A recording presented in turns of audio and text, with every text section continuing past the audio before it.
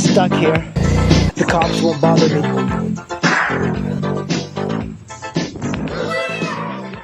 Hey guys, I just wanted to show you my new vehicle. That's right, it's a 1997 Jeep Wrangler. And unfortunately, it's got the 4-cylinder engine. The 6-cylinder is the one that everybody seems to like, but I kind of like the 4 cylinders because if I get a Jeep, honestly, I'm not really getting it for off-roading, which is kind of like what a lot of people like. I'm more into like the beach going, putting the top down, and if the 4-cylinder gives me better gas, I'd rather have that. So I've always thought, okay, these are cars that people just kind of ride off-road and that they're unreliable. But the more research I do is that this one's got 180,000 miles. So that's fairly reliable. That's up there in Toyota mileage land. It just feels like it's a car that it brings out the inner kid in a person. And I can see why people are so drawn to this. This TJ, I think it's made from 1997, and this is the first year, all the way to 2002, I believe, something like that. So don't quote me on it, but I love how simple it is. And I have a Lamborghini tractor, and this kind of reminds me of the type of machinery of a Lamborghini tractor. Look at this. It's just a little rubber thing, and it's really cool. I like the fact that they didn't put like a cable and all of that. And yeah, you have to lift it up here. So there's a little bit of a leak in the engine, but it's not bad at all. It's actually fairly clean here. One of my things is I'm going to clean this thing up because I do like this thing quite a bit. And I think it'll be kind of interesting to compare it to the engineering of Toyota and stuff like that. The top is surprisingly in very good shape. I think it's a recent one. I think he paid $700 just for it. And this is fading. I think it should be black. I'm going to see if I can fix that.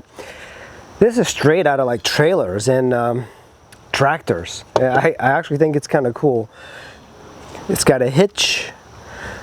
Looks like he put some wax on the tire. And of course, you got a little door here. And this thing is surprisingly heavy to move. So I'll be cleaning this up. It's like a big door, man. This is like, oh, it's so heavy. Ugh. Yeah, it is heavy. This one is equipped with a rack. The previous owner used to take canoes up here. I think I'm going to sell this. So if you guys want a top 5 rack, let me know. I just don't feel I need this for anything. I won't be carrying stuff on the top unless I carry my bicycle, but I got better vehicles for that. Let's look inside really quick. You have a rear bench seat, and I guess it looks pretty good. I don't really plan on using it. In a way, I kind of prefer not to have it. It is very simple. It's very Spartan, which I like. I like Spartan cars. You know, that's the thing with the cars that I get. I try to get roll down windows. There's nothing special about this car when it comes to creature comforts. So I'm kind of curious, it's like, why are women getting this car? I would imagine they would want more amenities, but there's something really beautiful about a very simple car like this. And in a way, like, the Jeep is so simple. Everything about this thing is so simple, so easy to work on, that it seems like you can do maintenance like with a hammer. And it feels very much like an old tractor from World War II. I have a Lamborghini tractor from, I think it's like early 80s in Europe, and it feels like it's almost the same pieces. It feels very similar the way they build things. And actually, when you drive this thing, it does feel like kind of like a tractor-like vehicle. It's fun. It's a fun, slow vehicle. You know, you're not going to be, and I can see why a lot of parents get these cars for their kids, because it's a car that you're not going to get into serious trouble from speed anyway. You're going to get into serious trouble by off-roading it, I think. But it's a really kind of a quirky, fantastic car. And this is at the state of not being clean. I just got it home. So the radio, Radio works, you know, that's always a plus. But look at that, a tape deck, and then you have some other quirky things. Let's start the car. It's a very different noise that most of the vehicles make. So I'm going to push in the clutch. It's a little hard starting, which is kind of funny.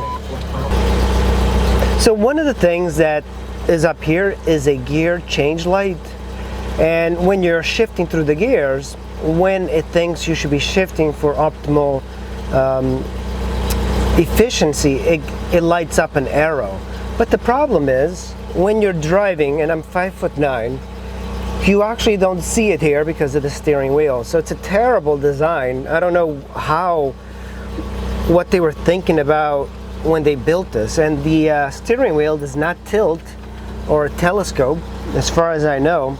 So when you're looking at that arrow, I have to kind of crouch down to kind of see it. I only saw it by luck. So it's a very simple thing. It just reminds me of a tractor. So right over here, you have your battery. That's your battery gauge right there. And then you have your fuel gauge.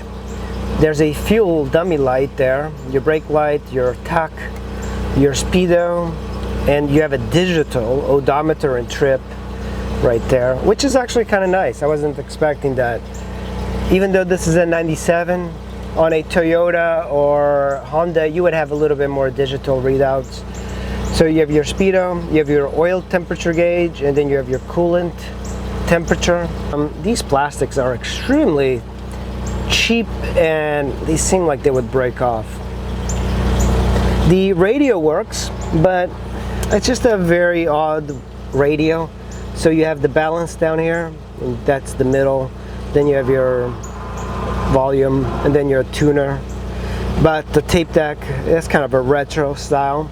The AC blows nice and cold, but also this is something I've seen in Hondas, these little dials. So every time you see a car that uses dials like this to move the AC, they tend to break. And this one is broken, so I'll have to try and fix that. There are these optional buttons for accessories. You have a cigarette lighter down here. You have your cigarette tray. And everything about this is like the plastic is very cheap.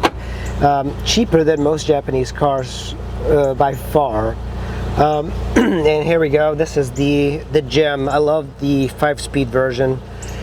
The shifting is actually surprisingly good on this. I would think that somehow it would be clunky, but it actually enters the gears really well. The thing is, this is kind of coming off right now. I'll see if I can kind of pull it up. This is just very truck-like. I don't know why, it's just falling.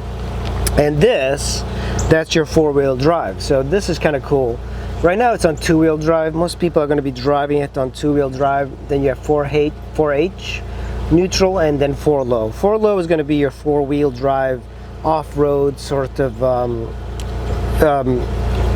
option. But here you have your handbrake, and everything about this is extremely hard. Like, you have to eat some Wheaties in order to get this thing going. And here is a very deep storage compartment that needs to be cleaned out.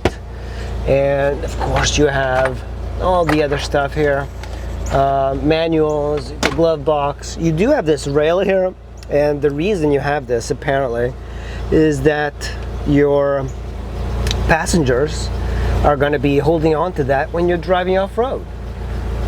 That's kind of trick. And look at the little windshield. Oh, by the way, this is really odd. This is just something I think specific to Jeep. So this is your windshield wiper. Can you see that? It works. Very short, flat windscreen.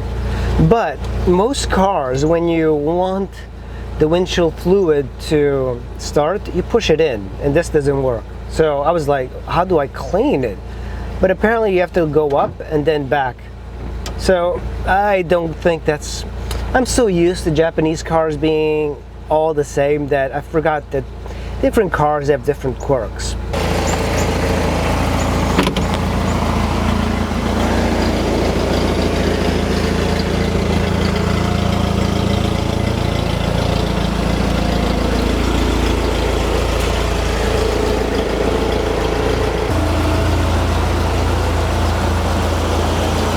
So guys, that is my 1997 TJ Jeep Wrangler, my first Jeep. And I thought that I would kind of hate it, but I really like it. I really like this Jeep, and I think this is kind of like a keeper. Yeah, I like this thing quite a bit, and I'm planning on doing some light off-roading. I'm not going to do any Jeep crawler type of events, but this is a 4-cylinder, so I'm just kind of like interested in having it as a summer car, because it is kind of like a cool convertible. Most of the time convertibles look a little bit whimsical, and this thing, I don't know, it feels like a toy in a grown-up world. So I think this is kind of a cool car for most people. All right guys, thanks for watching. I'll see you in the next video. Bye.